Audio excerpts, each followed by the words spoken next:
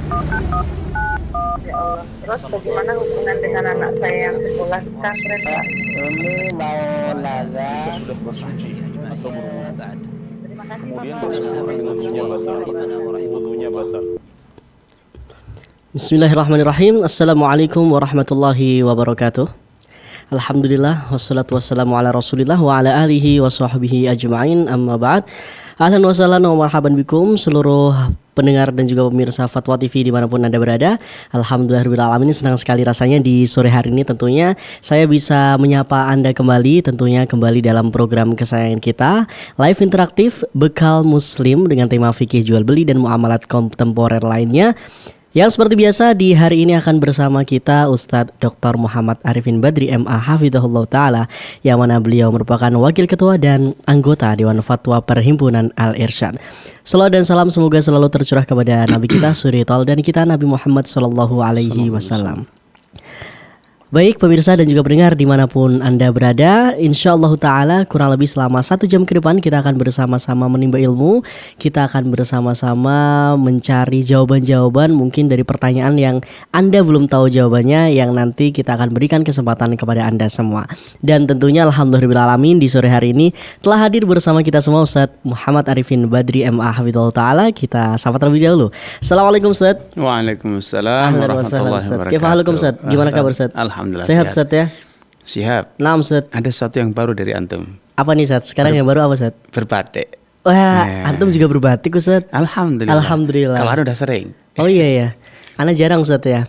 Tapi Ada nggak apa apa-apa nih Ustadz. hari ini? Nggak apa-apa Ustadz. Nggak apa-apa ya? Nah Ustadz. Alhamdulillah. Antum sampai ke Jember kapan Ustadz? Ana kayaknya lihat antum ada event di Jabodetabek Ustadz. Betul. Masya Allah. Tadi subuh jam 3 lah. Sampai di Masya Jember. Allah, Masya Allah. Ini ana pengen Barakallahu Ustadz sibuk kayak antum kemana-mana, tapi kok di Jember doang Ustadz ana sekarang Ustadz. Alhamdulillah, justru anak tuh pengen seperti di Jember aja. Nah Ustadz, barakallahu fikum Ustadz. Baik pemirsa dan juga pendengar dimanapun Anda berada, tentunya saya juga tak lupa menyapa pendengar-pendengar yang tergabung dalam RTVC yang ikut merilai program di sore hari ini. Di antaranya ada Radio MDFM Probolinggo, Radio Binbas Yogyakarta, Radio Sahabat Tegal, Radio Hang FM Batam, Radio Amuba Pangkal Pinang, Radio Sago FM Sumatera Barat, Radio Gema FM Bontang, Radio Al Hikmah Banyuwangi, Radio Tua FM Riau, dan juga Radio Mas FM Sragen. Ahlan wa sahlan wa marhaban bikum seluruh pendengar dimanapun Anda berada. Baik pemirsa dan juga pendengar, sebelum kita memasuki sesi tanya jawab, seperti biasa kita akan mendengarkan nasihat singkat dari beliau Ustadz Muhammad Arifin Badri MA Hafidhullah Ta'ala. Kepada beliau dipersilakan. Baik. Assalamualaikum warahmatullahi wabarakatuh. Alhamdulillah. Wassalatu wassalamu ala Rasulillah wa ala alihi wa ashabihi wa man wala ma ba'du. Kaum muslimin dan muslimah, pemirsa Fatwa TV dan penyimak dimanapun Anda berada. Dalam kehidupan kita, kadang kita berhadapan dengan kondisi atau suatu masalah yang mungkin kita saat itu berada pada titik yang nadir. Kita seakan ingin menyerah, mengaku kalah, atau mungkin kita berkata sudahlah, berakhir di sini perjalanan saya, atau selesailah perjuangan saya, habis, tamat kata orang. Ya, pada titik-titik semacam itulah seringkali Allah Subhanahu Wa Taala membuktikan kepada kita, menunjukkan kepada kita bahwa Allah itu senantiasa ada. Allah senantiasa hadir untuk hamba-hambanya yang telah berserah dan mengakui ketidakberdayaannya. Pada titik nadir di mana kita betul-betul yakin bahwa kita hamba Allah yang lemah, kita hamba Allah yang tidak berdaya, kita hamba Allah yang tidak memiliki apa-apa. Di saat kita sampai pada titik bahwa kita sadar sesadar-sadarnya bahwa kita lemah, kita tidak, dan kemudian yang kedua, saat itu kita menyeru kepada Allah Subhanahu Wa Taala dengan jujur pasrah. Ya Allah, inilah hambamu. Sebagaimana dahulu Ayub alaihissalam, setelah berpuluh-puluh tahun, konon 40 tahun lamanya beliau sakit parah, sehingga penyakit beliau telah menjangkiti seluruh sekujur tubuhnya. Tidak lagi yang bisa beliau lakukan selain mengaku kepada Allah Subhanahu Wa Taala. Rabbi inni masani yadurru wa anta arhamur rahimin. Wahai Rabbku, aku betul-betul telah ditimpa kesusahan, derita, sedangkan Engkau adalah Zat yang Maha Penyayang. Saat itulah tatkala pengakuan yang betul-betul jujur, tulus, bahwa beliau tidak lagi mampu memikul, beliau tidak lagi kuasa memikul derita yang menimpa beliau, dan kemudian beliau dengan lirih, penuh yakin, pasrah kepada Allah, mengharap kasih sayang dan kerahmatannya. Saat itulah Allah tunjukkan, Allah turunkan pertolongan dan hidayahnya, sehingga dalam waktu yang singkat begitu mudah. Urqud birijlik hadza mukhtasalun baridun wa syarab. Wahai Ayub, hentakkan kakimu. Ini adalah dari bumi nanti akan keluar air yang dingin, mukhtasalun, yang gunakan untuk mandi dan juga minum air tersebut. Sehingga dengan cara yang begitu mudah, tanpa butuh dukungan siapapun atau apapun, pertolongan itu betul-betul datang dan menyelesaikan semua masalah. Karena itu kaum muslimin dan muslimah, betapa pentingnya kita untuk jujur kepada Allah SWT, mengakui ketidakberdayaan kita dan mengakui bahwa hanya kepada Allah kita memohon pertolongan. Kalau kita telah berhasil jujur dengan Allah SWT, mengakui kelemahan dan betul-betul berserah kepada Allah, niscaya Allah akan senantiasa mendatangkan pertolongan untuk kita. Kan Allah itu Maha Penyayang. Allah itu bukan raja tega. Allah itu adalah raja yang Maha Penyayang, raja yang Maha Kuasa, dan ampunan Allah itu lebih dekat dibanding murkanya. Karena itu percayalah dan tunjukkan kepada Allah kejujuran kita, bahwa kita betul-betul senantiasa berserah kepadanya. Wallahu ta'ala alam. Inam Ustaz, syukron jazakallah khairan wa barakallahu fikum Ustaz atas nasihatnya, dimana mungkin sebagian dari kita Ustaz ya agak kurang yakin Ustaz ketika sudah ditimpa banyak hal.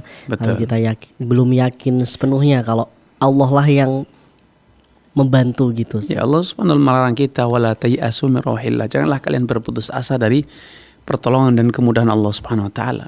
Namun kadang kita betul-betul terjebak pada keputusasaan tersebut. Kalau misal afwan Ustaz, kita sudah menyerah gara-gara dosa kita Ustaz, kita sudah terlanjur malu, itu bagaimana Ustaz? Ya, sebesar apapun dosa yang kita lakukan, memang malu kepada Allah itu harus suatu kewajiban. Tetapi malu itu dengan mengakui dosa dan berhenti dari dosa. Kalau malu namun tetap berbuat, itu bukan malu namanya. Makanya Nabi mendefinisikan malu, antahfadz ra'sa wa ma wa'a wal batna wa ma hawa. Engkau menjaga kepalamu dengan segala apa yang ada di kepalamu, telinga, mata, lisan kita, dan juga perut dan apa yang ada di dalam perutmu, sehingga tidak ada yang masuk ke dalam perut kita kecuali yang halal. Itulah namanya orang yang malu kepada Allah Subhanahu wa taala. Adapun orang yang terus berbuat dosa, itu bukan malu. Barakallahu fikum Ustaz. Baik pemirsa, itulah sedikit nasihat dari Ustaz Arifin yang semoga bermanfaat bagi kita. Baik, sudah ada telepon yang masuk, kita akan angkat dari Ibu Ocha di Batam. Kita sapa. Halo, assalamualaikum Fatwa TV. Waalaikumsalam. Baik, silakan Ibu dengan pertanyaannya Ibu. Ya, terima kasih. Assalamualaikum Ustadz. Waalaikumsalam warahmatullahi wabarakatuh. Silakan Ibu.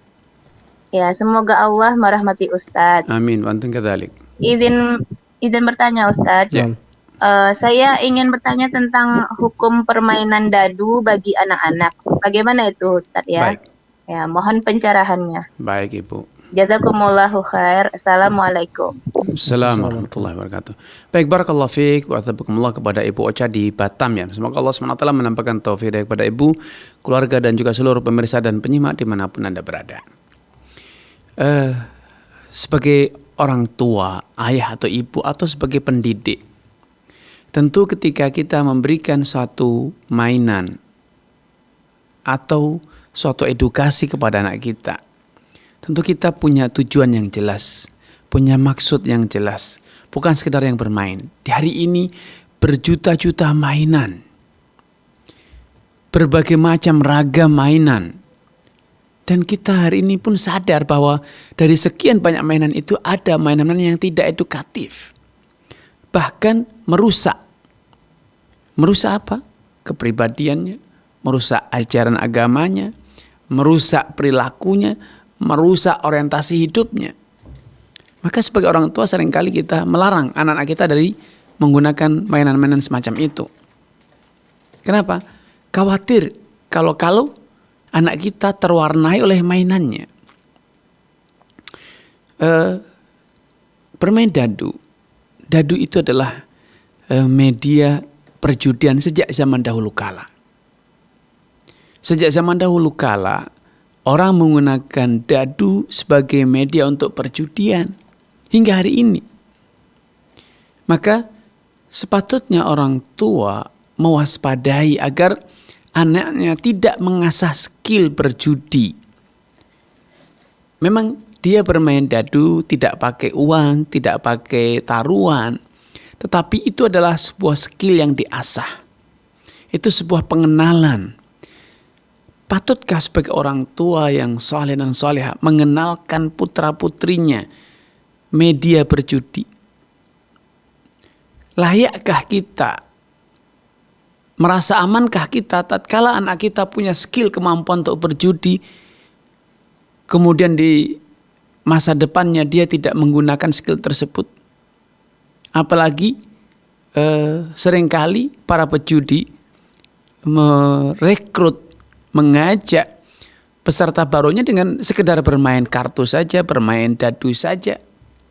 Yang kemudian dipancing, diberi challenge, tantangan, sampai akhirnya terbiasa berjudi. Karena itu banyak para ulama, bahkan jumhur ulama mengatakan bermain dadu, bermain kartu, bermain catur, hukum minimalnya adalah makruh.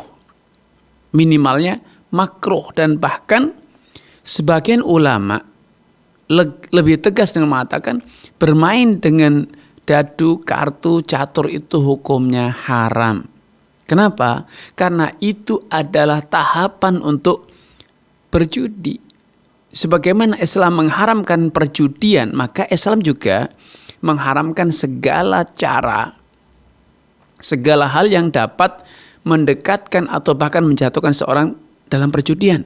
Ketika Allah mengharamkan zina, Allah mengharamkan pula segala cara yang dapat menyeret kita untuk dalam perbuatan zina, melepaskan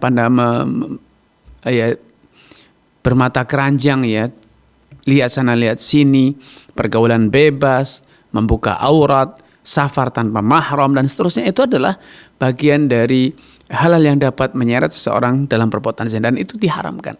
Karena dalam kaidah dinyatakan lil wasaili hukmul ghayat. Setiap sarana itu diberi hukum yang serupa dengan hukum tujuannya. Kalau sarana itu mengantarkan kita kepada kebaikan, maka sarana itu dianggap sebagai bagian dari kebaikan. Kalau sarana itu biasanya mengantarkan kita pada perbuatan yang buruk, maka sarana tersebut juga akan diberikan hukum yang serupa, yaitu dianggap sebagai sebuah keburukan dan haram hukumnya tentu. Karena itu sebagai orang tua tidak sepatutnya membiarkan putra-putrinya belajar skill bermain dadu, kartu ataupun catur, karena itu merupakan sarana untuk terjadinya praktek-praktek perjudian di masyarakat. Allah taala alam. Nah Ustaz, syukron jazakallahu khairan barakallahu fikum Ustaz atas jawabannya. Semoga bisa menjawab pertanyaan Ibu Ocha yang ada di Batam. Baik pemirsa, kita sudah ada penelpon yang masuk kembali. Kita akan angkat dari hamba Allah di Pontianak. Halo, assalamualaikum Fatwa TV. Ya, Waalaikumsalam warahmatullahi wabarakatuh. Baik, silahkan Ini, Ibu Pak dengan Ustadz. pertanyaannya ya. Iya, mau tanya, ini kan saya seorang istri, Ya, saya tahu suaminya ini maksudnya Islam sufi itu. Jadi kalau Ya. pakai sufi pun nggak boleh, nonton ngaji pun sunnah nggak boleh gitu. Tapi saya ini puasanya puasa dari mahasiswa nih gitu. Emang diperbolehkan apa enggak gitu. ya. Ya, cuma yang gitu aja Pak Ustadz. Baik. Assalamualaikum warahmatullahi wabarakatuh. Assalamualaikum. Baik, barakallahu fiik wa azabakumullah kepada Ibu di Pontianak ya. Ya. Semoga Allah SWT menambahkan taufik dari kepada Ibu, keluarga dan juga seluruh pemirsa dimanapun Anda berada. Ya, tadi disampaikan bahwa suami beliau atau suami seseorang itu tergabung dalam tarekat sufi. Dan beliau suaminya terbiasa atau bahkan mengajak keluarganya untuk puasa Daud. Ada dua hal yang ingin saya soroti di sini. Yang pertama, puasa Daud. Yang itu merupakan pertanyaan ibu tadi. Puasa Daud itu merupakan puasa sunnah yang diajar oleh Nabi sallallahu alaihi wasallam dan juga direstui. Dahulu bahkan Nabi sallallahu alaihi wasallam mengarahkan Abdullah bin Amr al-As yang semula berpuasa dahar, berpuasa terus-menerus setiap hari. Kemudian Nabi sallallahu alaihi wasallam berikan arahan secara bertahap untuk puasa 3 hari saja setiap bulan. Ternyata Abdullah bin Amr al-As merasa ingin lebih. Maka diarahkan untuk berpuasa Daud, yaitu berpuasa sehari dan berbuka sehari. Demikian seterusnya, kecuali pada hari-hari yang terlarang, yaitu hari Id dan hari Tasyrik. Adapun yang kedua, permasalahan tasawuf. Di kalangan para ulama terjadi perdebatan panjang tentang asal usul kata tasawuf. Kenapa kelompok tersebut menamakan dirinya dengan kelompok tasawuf? Ada yang mengatakan bahwa itu karena dahulu orang-orang terdahulu biasa menggunakan suf atau wol, bulu domba ya untuk bajunya. Yang itu merupakan pakaian yang paling murah, bukan yang dulu panas menyebabkan keringat dan bau. Sebagai perwujudan dari zuhud mereka. Mereka betul-betul minimalis dalam memanfaatkan menggunakan kenikmatan dunia. Ada lagi yang mengatakan bahwa asal usul kata sufi dari kata safi yang artinya bersih, yang artinya pembersihan jiwa. Namun ini tinjauan etimologi ini debatable ya, masing-masing memberikan analisa. Akan tetapi para ulama kemudian lebih mendalam mengkaji masalah tasawuf ini dengan mengatakan bahwa tasawuf itu kalau yang diartikan tasawuf adalah betul-betul zuhud dengan urusan dunia, meminimalis diri dalam memanfaatkan dunia untuk mengoptimalkan ibadah kepada Allah SWT, maka ini satu hal yang sangat baik ya. Namun tentu tidak boleh sampai pada level menyengsarakan orang-orang yang menjadi tanggung jawab kita, istri, anak, keluarga, karyawan yang kita tanggung. Kita harus penuhi hak-hak mereka. Adapun yang berkaitan dengan personal kita silahkan, tapi hak anak, hak istri harus dipenuhi. Yang kedua, kelompok atau model kedua adalah tasawuf, yaitu dengan cara melakukan ritual-ritual, zikir-zikir, amalan-amalan yang tidak ada tuntunannya dari Nabi sallallahu alaihi wasallam, namun diajar oleh ketua sektenya, ketua kelompoknya, sehingga banyak yang disebut dengan aurat Syekh Fulan, ya, atau hizb Syekh Fulan, yang itu tidak ada tuntunan dari Nabi sallallahu alaihi wasallam. Zikir-zikir, bacaan-bacaan yang dianggap sebagai amalan sunnah dan terus-menerus dilakukan secara kontinu dalam hitungan yang sangat banyak, dan itu bahkan dianggap sebagai prasyarat untuk menjadi bagian dari kelompok tersebut. Tentu ini adalah praktek-praktek yang tidak sesuai dengan ajaran Nabi. Nabi SAW bersabda, "Man amila amalan laisa ala amrina fahuwa raddun." Siapa yang mengamalkan suatu amalan tidak sesuai dengan tuntunan kami, maka itu tidak akan pernah diterima oleh Allah Subhanahu wa taala. Wallahu taala alam. Nah, Ustaz, syukron jazakallahu khairan barakallahu fikum atas jawabannya. Semoga bisa menjawab pertanyaan dari Ibu hamba Allah di Pontianak. Baik pemirsa, kita akan terhubung dengan penelpon selanjutnya. Ada Ibu Wulan di Malang. Kita sapa. Halo, assalamualaikum Fatwa TV. Assalamualaikum. Waalaikumsalam warahmatullahi wabarakatuh. Ya, silakan Ibu. Iya, Pak Ustadz mau tanya. Alhamdulillah saya menjalankan puasa sunnah seperti Senin Kemis sama Ayamul Bid. Ya. Ya, kadang kan harus Pak Ustadz ya. Kadang kan sampai 5 hari gitu Pak Ustadz ya. Kan karena Senin Kemis terus ikut belakangnya gitu Pak Ustadz. Yeah. Nah, seandainya ada ujur hari yang ke-5 kan 5 hari kan puasa. Nah, puasa hari ke-5 itu ada ujur Ustadz. kurang sehat atau gimana, itu bisa nggak diganti hari berikutnya gitu Pak Ustadz? Baik Ibu. Baik, terima Baik. kasih Bu Wulan. Ya mungkin itu aja Ya, saya sampaikan. terima kasih. Assalamualaikum warahmatullahi wabarakatuh. Waalaikumsalam Baik, warahmatullahi wabarakatuh. Baik, barakallahu fiik wa tabaarakallah kepada Ibu Wulan di Malang ya atas kebersamaannya. Semoga Allah SWT menambahkan taufik kepada Anda, keluarga dan juga seluruh pemirsa dan penyimak dimanapun Anda berada. Puasa-puasa atau amalan-amalan baik itu sholat sunnah atau amalan yang lainnya yang itu amalan sunnah, alhamdulillah Allah memberikan kelapangan. Itu bukan kewajiban. Ya, bukan kewajiban, sehingga kalau berhasil kita amalkan alhamdulillah, kalau tidak juga tidak masalah.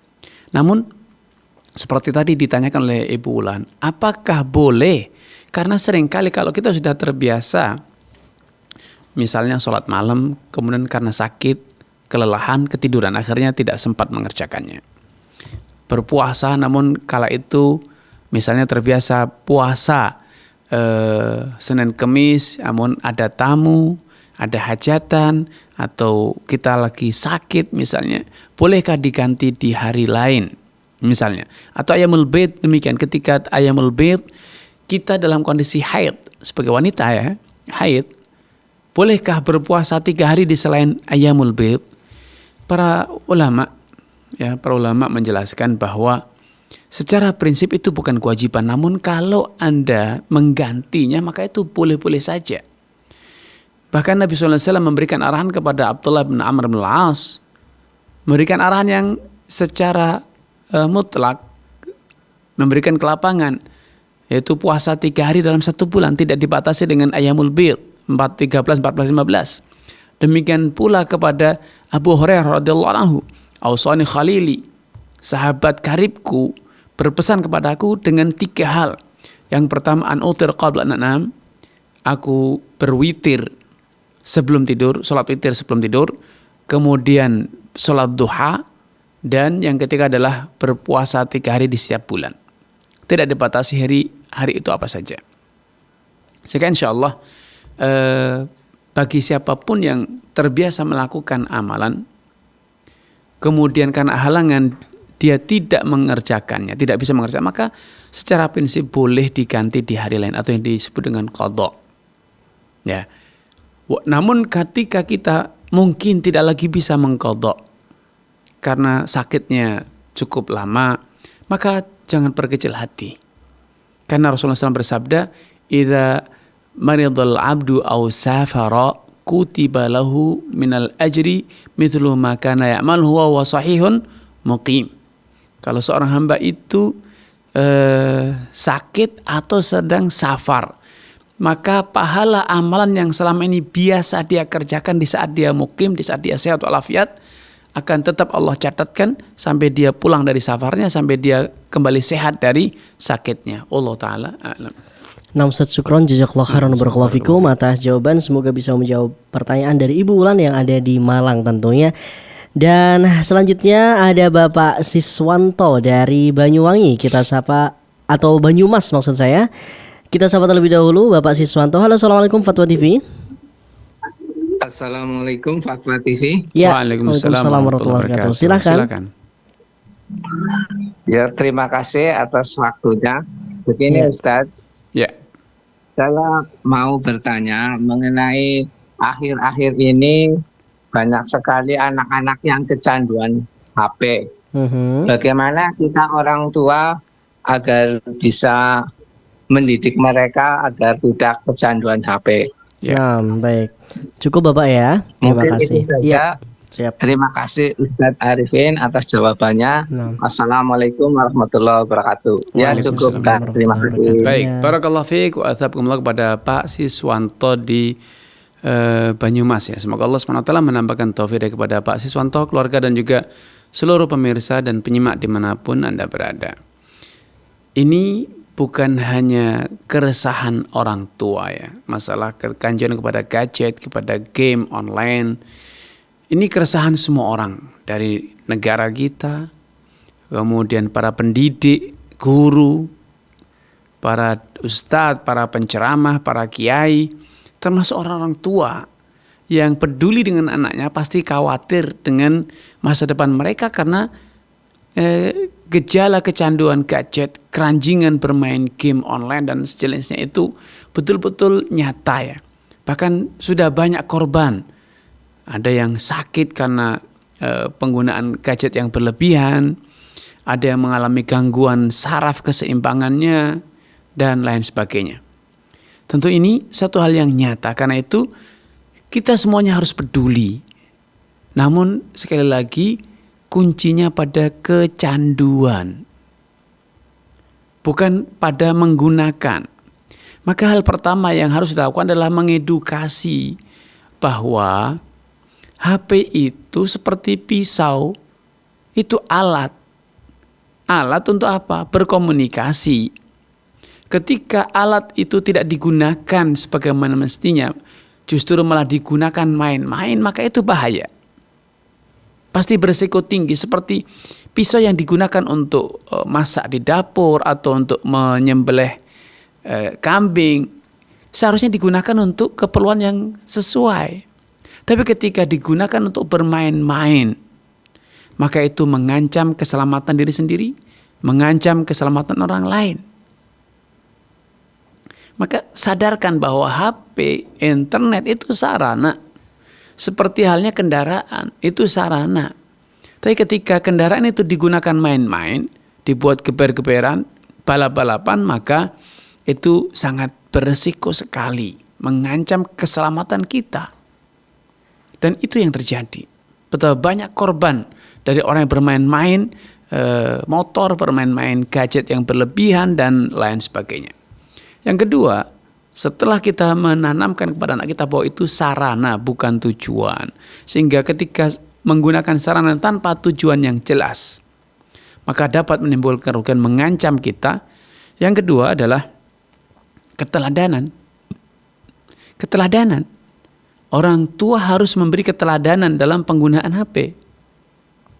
Sehingga jangan sampai orang tuanya sendiri juga terus bermain HP dengan dalih komunikasi grup, ngerumpi lewat grup HP-nya, kesana kemari, yang hal yang tidak begitu penting, bahkan mungkin tidak penting, cuma sekedar ketawa TV di grup, nyapa sana nyapa sini. Maka kita juga harus menjadi teladan yang baik. Jangan sampai pepatah Jawa atau pepatah zaman dulu yang mengatakan bapak kencing berdiri, anak kencing berlari. Ini tunjukkan keteladanan yang baik bagaimana menggunakan HP yang benar. Kemudian yang ketiga, beri alternatif, karena mereka berkata bosan, boring, ingin bermain, ingin bersenang-senang. Maka berikan permainan yang edukatif, meningkatkan kesehatan fisik misalnya, meningkatkan ketangkasan, permainan yang edukatif menjadikan mereka memiliki tambahan wawasan atau membangun organisasi.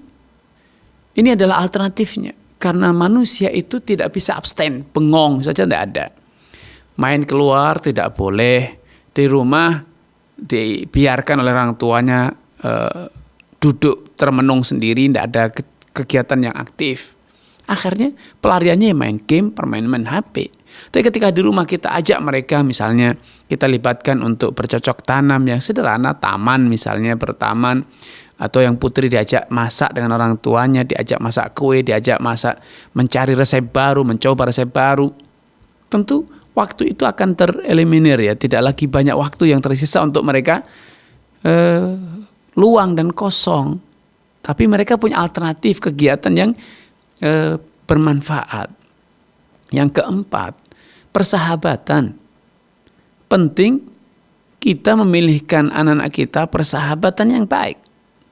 Karena seringkali yang menjadikan anak kita keranjingan gadget adalah ya karena pergaulannya, anak-anak tetangga, kerabat kita, karena mereka saling mengedukasi, saling menginspirasi.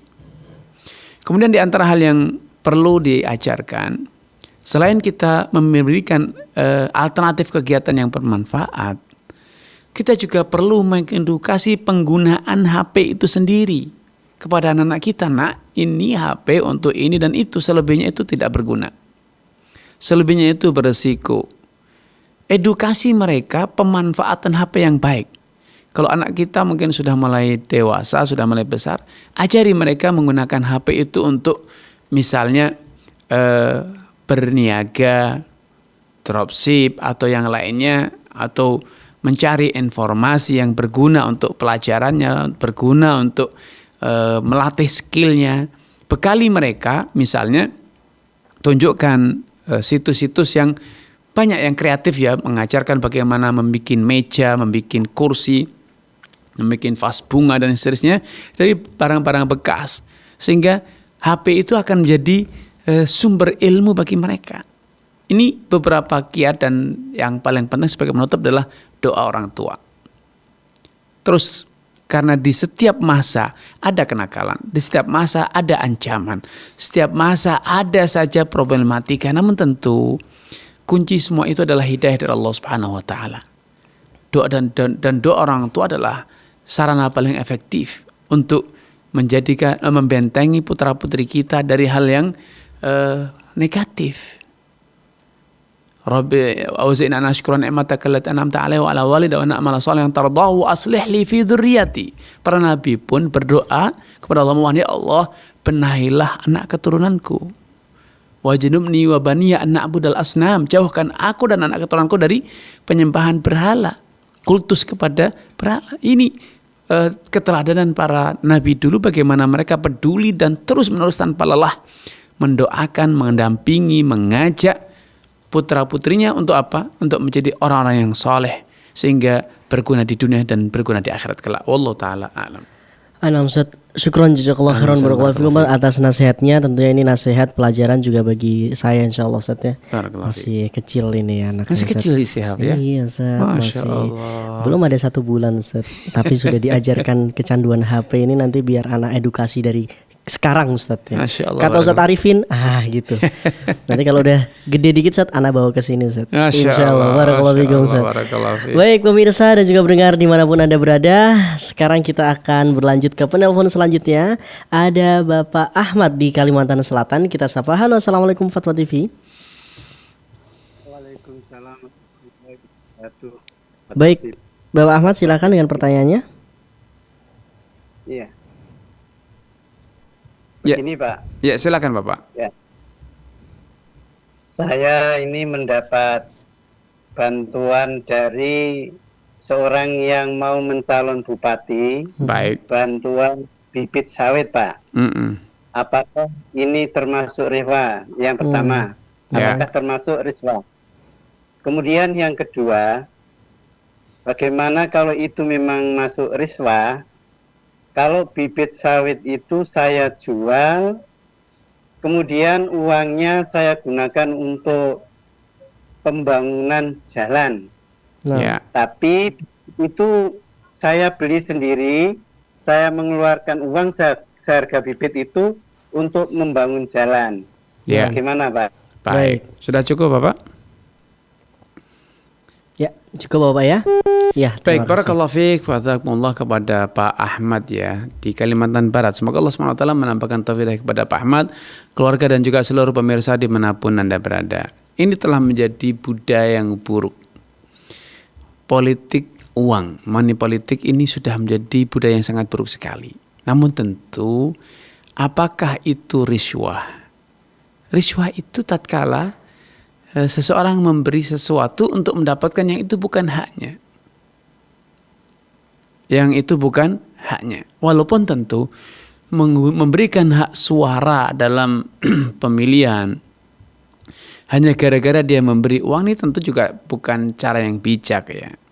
Hendaknya ketika kita memilih menggunakan hak suara, gunakanlah secara bertanggung jawab. Pilihlah kandidat yang baik, yang soleh, dan memiliki kapabilitas, kemampuan untuk menjadi pemimpin. Jangan sampai kita memilih hanya gara-gara diberi uang, diberi ini dan itu. Tentu ini satu budaya yang sangat buruk.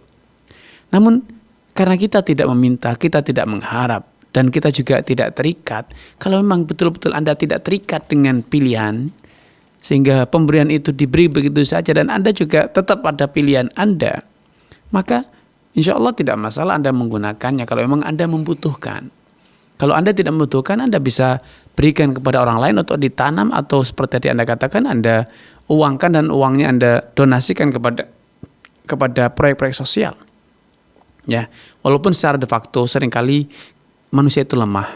Hanya gara-gara diberi saja sekian rupiah atau diberi barang yang nilainya mungkin sangat murah, kita akhirnya memberikan rekomendasi, memberikan pilihan, menjatuhkan pilihan kepada orang yang tidak jelas kapasitasnya, tidak jelas kapabilitasnya. Akhirnya apa? Akhirnya ujung-ujungnya kita akan terjatuh pada kondisi yang buruk, dipimpin oleh orang-orang yang tidak capable, dipimpin oleh orang-orang yang tidak memiliki orientasi perjuangan, orientasi membangun, orientasi hanya mencari kekayaan personal, kesempatan untuk memperkaya diri. Ya, karenanya sudah waktunya kita bersikap bijak. Kalaupun diberi, terima. Kalau memang Anda butuh, kalau tidak terima, tolak saja. Tapi kalaupun Anda terima, jangan sampai hadiah tersebut kemudian menggiring opini kita, menjadikan kita menjatuhkan pilihan kepada orang yang tidak layak. Wallahu ta'ala alam.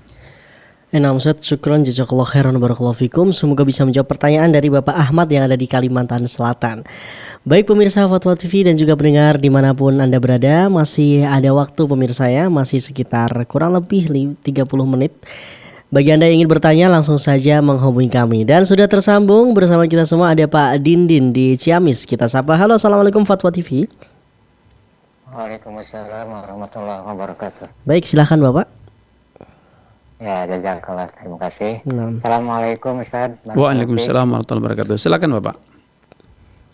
Ini mau bertanya, di Sirah Nabawi yang saya ketahui itu pada saat Nabi SAW meninggal, wafat itu ya. Itu kan dikuburkannya itu sampai terhalang 2 hari gitu, 2 malam katanya. Hari Senin meninggal, hari Rabu baru dikuburkan. Nah, saya yakin para sahabat tahu bahwa pernah dengar Rasulullah bersabda bahwa pemakaman seorang muslimah itu kan harus disegerakan gitu ya. Sementara ini sampai 2 malam itu hikmah dibalik sirah tersebut itu apa saja, atau apakah ada hukum-hukum yang bisa kita ambil gitu Ustaz? Mohon pencerahannya. Terima kasih, jazakallah khairan katsira. Assalamualaikum. Assalamualaikum warahmatullahi wabarakatuh. Baik, barakallahu fiik wa taqabbalallah kepada Pak Dindin ya. Semoga Allah Subhanahu wa taala menampakkan taufik hidayah kepada Pak Dindin, keluarga dan juga seluruh pemirsa dan penyimak dimanapun Anda berada. Rasulullah SAW memang pernah bersabda, asri'u bil janazati, hendaknya kalian bersegera dalam menyelenggarakan jenazah.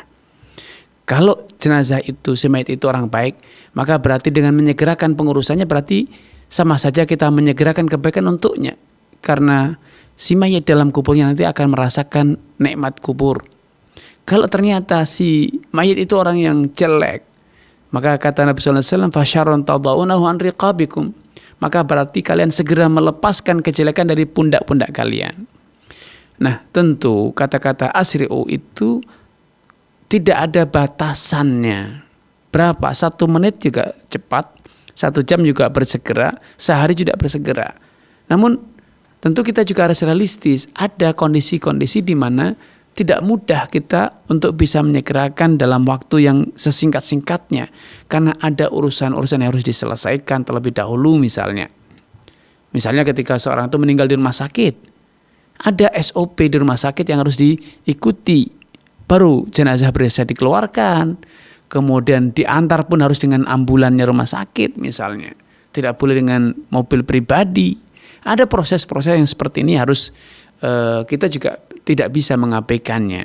Nah, dalam sejarah Nabi SAW ketika beliau wafat SAW, ada proses-proses yang juga waktu itu terjadi. Di antaranya adalah para sahabat bingung bagaimana tata cara memandikan Nabi. Lalu siapakah yang boleh memandikannya? Mereka juga bingung, mengalami kondisi dilema, kondisi suasana psikologi para sahabat yang begitu berat. Dan para sahabat dari seluruh penjuru semuanya ingin menyolatkan Nabi. Tentu kondisi ini tidak semudah yang kalau yang mati itu orang biasa dalam waktu singkat bisa selesai. Karena yang orang Jawa pun banyak yang ya sudah disolatkan selesai. Tapi ketika yang meninggal itu orang besar seperti Nabi SAW, para sahabat dari penjuru kota Madinah dan bahkan dari luar kota Madinah pun tidak ingin kelewatkan dari momentum ini. Ini salah satu alasan kenapa sampai jenazah Nabi SAW akhirnya bertahan selama 2 hari baru dikuburkan.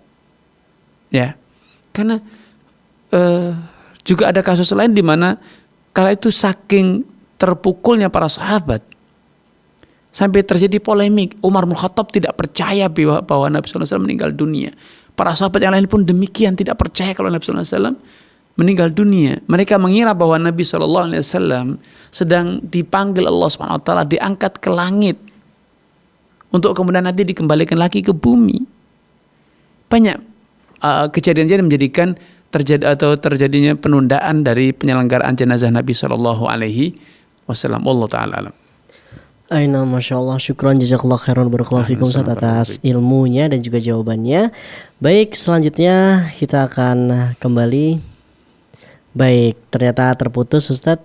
Baik, masih ada sekitar 20 menit ya pemirsa dan juga pendengar. Bagi Anda yang ingin bertanya secara langsung di sore hari ini, Anda bisa menghubungi kami di 0821 706087 melalui line WhatsApp ya, dan juga di 0331 544 6087.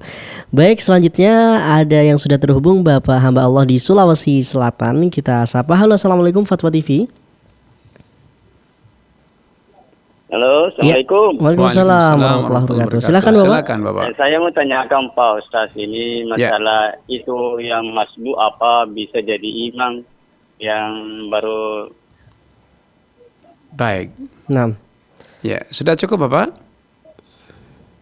Yang baru datang itu bisa mengikut sama itu baik. yang orang masbu. Baik, sudah cukup Bapak? Terima kasih banyak Ustaz sebelumnya. Iya. Baik. Assalamualaikum warahmatullahi wabarakatuh. Waalaikumsalam warahmatullahi wabarakatuh. Baik, barakallahu fiik wa tabaarakallahu kepada Bapak di Sulawesi Selatan ya. Masya Allah, nun jauh di sana.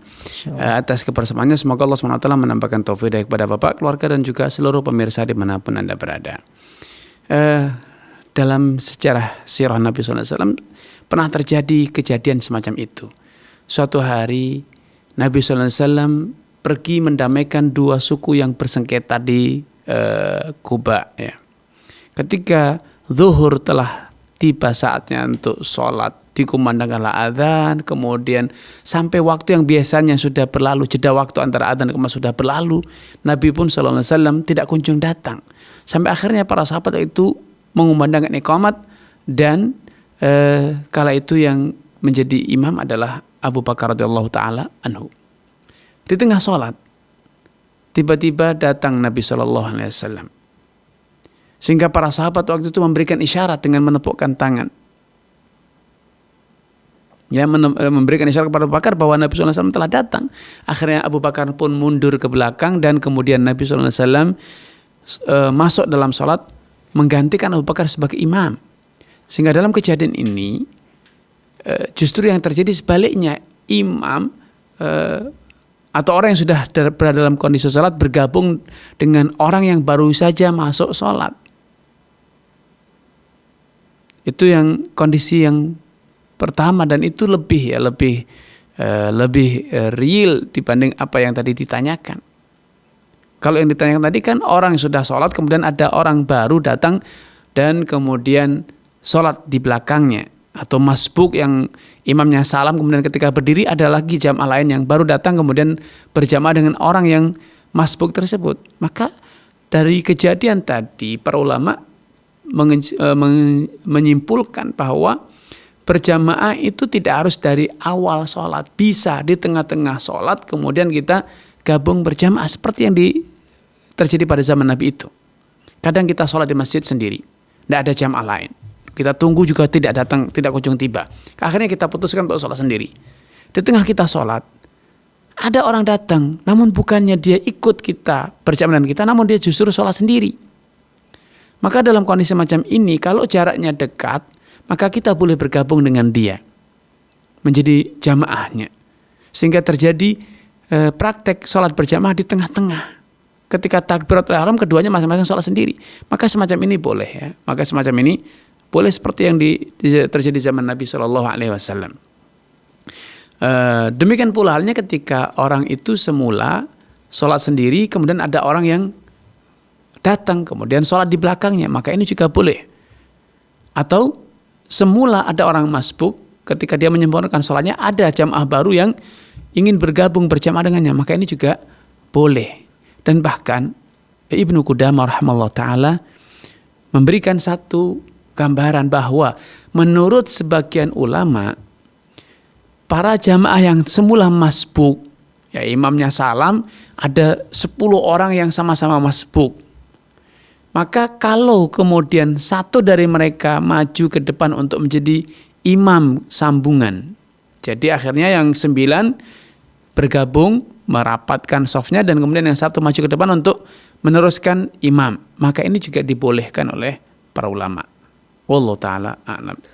Nah Ustaz, syukron, jazakallah khairan, barakallahu fikum Ustaz atas jawabannya. Semoga bisa menjawab pertanyaan dari Bapak hamba Allah di Sulawesi Selatan. Baik pemirsa dan juga pendengar dimanapun Anda berada, alhamdulillahirrahmanirrahim, masih ada sedikit waktu pemirsa dan juga pendengar bagi Anda yang ingin bertanya di sore hari ini berkaitan dengan fikih jual beli dan muamalah kontemporer lainnya. Anda bisa menghubungi kami di 0821 706087 melalui line WhatsApp atau melalui telepon biasa di 0331 544 6087. Kami masih tunggu pemirsa. Baik Ustadz, sembari menunggu kita beralih ke pertanyaan website Ustadz ya. Baik, pertanyaan pertama dari Bapak Muhammad Fatih Zikri di Pasuruan, Jawa Timur. Pertanyaannya, Bismillahirrahmanirrahim, Assalamualaikum Ustadz, izin bertanya. Di rumah, orang tua Ana mengadakan bimbingan belajar untuk anak SD. Lalu para orang tua membayar sejumlah uang untuk proses belajar tersebut.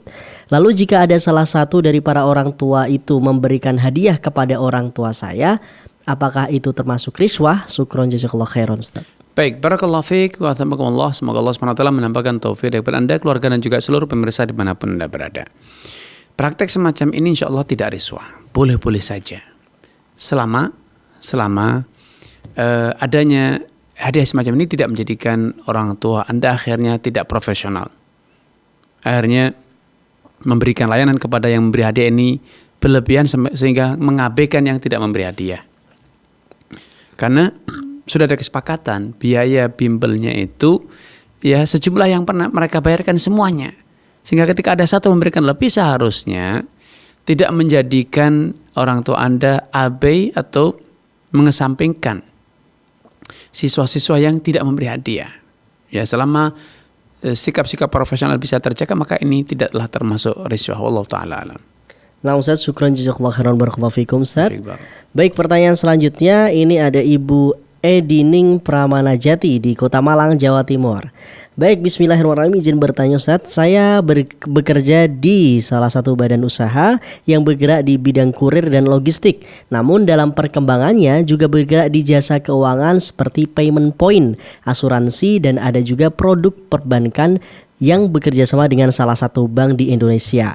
Dan pada transaksi pengiriman barang ada transaksi asuransi meski sifatnya pilihan atau opsional tergantung permintaan si pengirim barang. Apakah pekerjaan saya telah tercampur dengan transaksi yang haram dan apakah saya harus meninggalkan pekerjaan ini? Syukron Ustaz. Baik, barakallahu fiik, astagfirullah kepada Ibu Adining ya. Semoga Allah SWT menampakkan taufik kepada Anda, keluarga, dan juga seluruh pemirsa dan penyimak dimanapun Anda berada.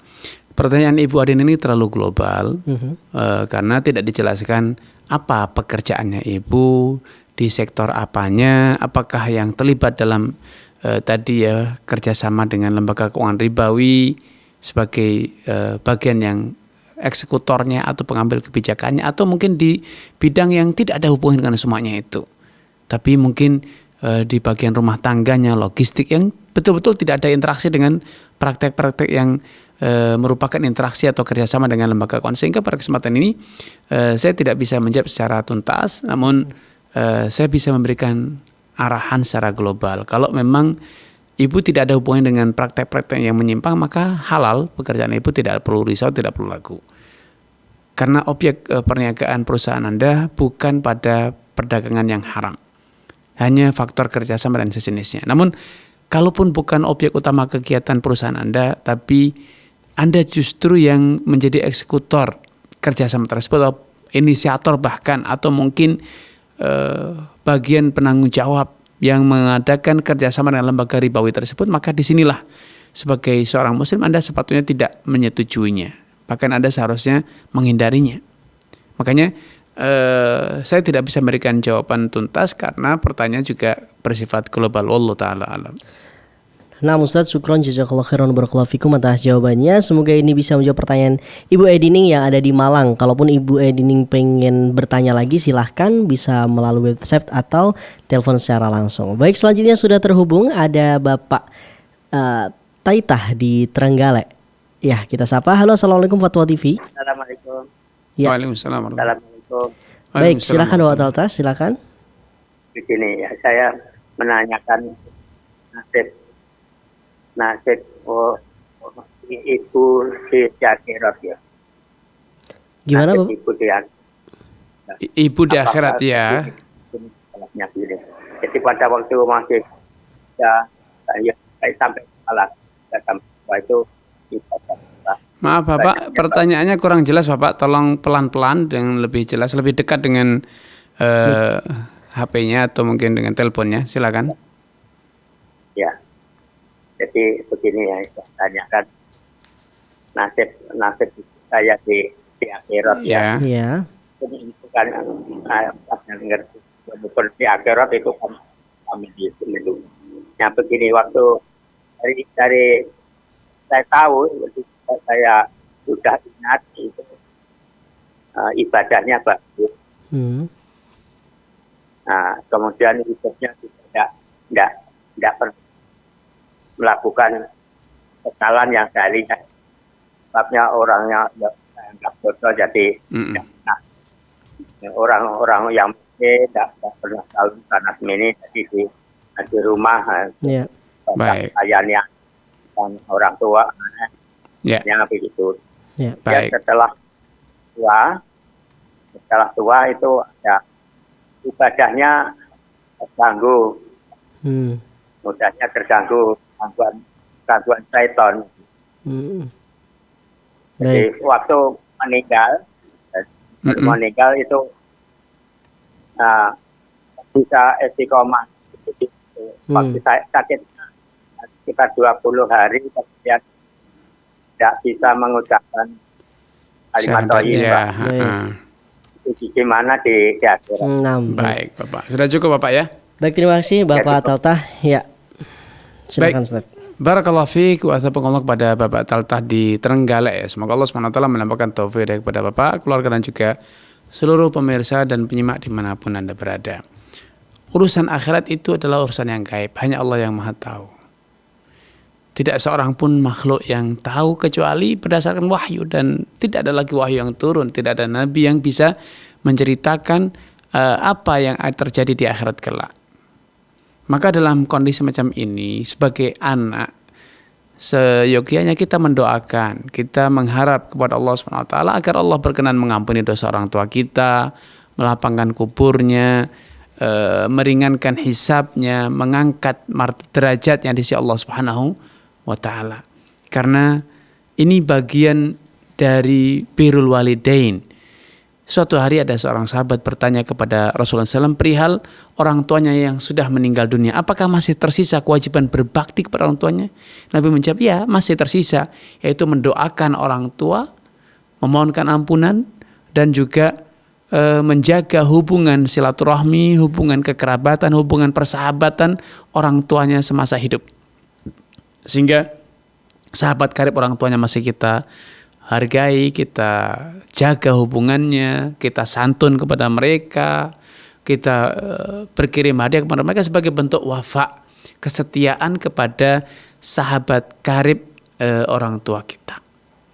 Sehingga saya sarankan kepada Pak Taitah untuk fokus mendoakan orang tua dibanding memikirkan bagaimana seperti apa, karena itu tidak ada yang tahu, yang tahu hanya Allah Subhanahu wa Ta'ala. Namun selama orang tua kita muslim, semua orang tua kita beragama Islam, maka insya Allah Allah Subhanahu wa Ta'ala masih berkenan untuk mengampuni dosanya sebanyak apapun dosanya.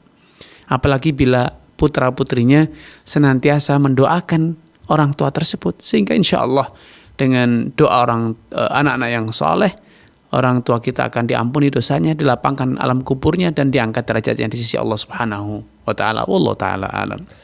Nah, Ustaz, baik, syukron jazakallah khairan barakallahu fikum Ustaz. Dan pertanyaan dari Pak Taltas tadi sekaligus menutup perjumpaan kita di sore hari ini. Syukron saja jazakallah khairan sudah mau bersamai kita di sore hari ini, Ustaz. Nah, baik pemirsa dan juga pendengar dimanapun Anda berada, alhamdulillah alamin. Sudah selesai kurang lebih 1 jam ya. Kita mendapatkan banyak sekali faedah, kita mendapatkan banyak sekali hikmah tentunya, ilmu-ilmu yang semoga bisa kita amalkan di setiap hari kita. Amin ya rabbal alamin. Baik pemirsa dan juga pendengar Fatwa TV dimanapun Anda berada, bagi Anda yang ingin mengetahui rangkaian acara di Fatwa TV lebih detail, Anda bisa menghubungi atau mengunjungi website kami di www.fatwatv.id. Dan juga Anda bisa update tanya jawab di www.dewanfatwa.com/tanya jawab. Dan juga pemirsa, kami mengajak Anda sekalian guna memanfaatkan peluang untuk berjuang bersama kami dalam syiar dakwah Islam di Fatwa TV melalui rekening aktif kami yang bisa Anda saksikan di layar kaca Anda atas nama Fatwa TV. Dan juga pemirsa jangan lupa saksikan setelah ini akan ada live interaktif fikih praktis ilmu waris bersama Ustaz Nizar Sa'ad Jabal LCMPD hafizahullah taala nanti pukul 17.00 atau pukul 5 waktu Indonesia Barat, disiarkan langsung dari studio Fatwa TV Jakarta. Jangan lupa pemirsa. Dan juga bagi Anda terus saksikan rangkaian di acara Fatwa TV mulai hari Senin hingga hari Jumat sesuai dengan waktu yang telah ditentukan. Baik, saya mewakili kerabat kerja yang bertugas pamit undur diri. Kita tutup dengan doa kafaratul majlis. Subhanakallahumma wabihamdika asyhadu an la ilaha illa anta astaghfiruka wa atubu ilaik. Assalamualaikum warahmatullahi wabarakatuh. Terus bagaimana hubungan dengan anak saya yang sekolah pesantren, Pak? Ini mau nanya. Kita sudah bersuci atau berwudu, kemudian bersentuhan dengan suami, wudunya batal.